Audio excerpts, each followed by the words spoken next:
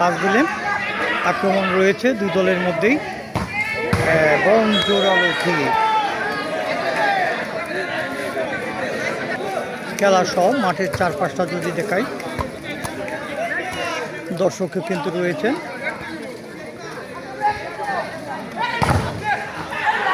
শুধু বলের ঢুম ঢুম শব্দ, আওয়াজ।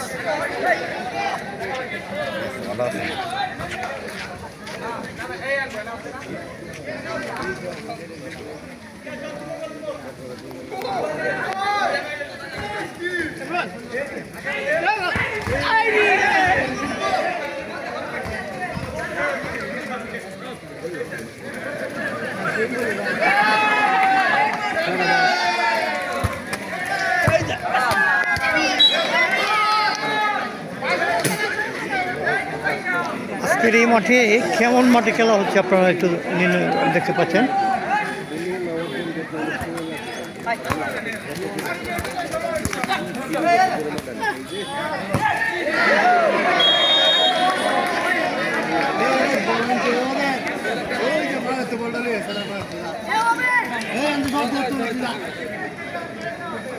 দেখলেন কিভাবে খেলোয়াড় পড়ে যায়, এতটা পিচ্ছিল মাঠ। এই মাঠে আজকে পা ধরে রাখা অনেকটা কঠিন। তো চান্স ছিল, এটার নামে মিনিবার। মিনিবার কিন্তু একটা কঠিন খেলা এবং সহজ খেলা নয়, অনেকটাই কঠিন। সজীব ঠিক নিলেন, পাস দিলেন সতীর্থ খেলোয়াড়ের উদ্দেশ্যে। আপনারা দেখতে পাচ্ছেন যে পা টিকিয়ে রাখা কঠিন।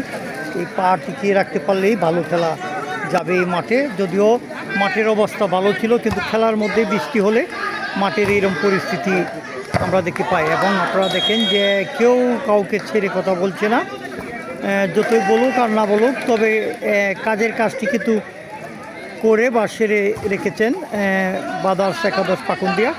তারা 2টি গোল করেছেন। প্রেক্ষাপটে এখনও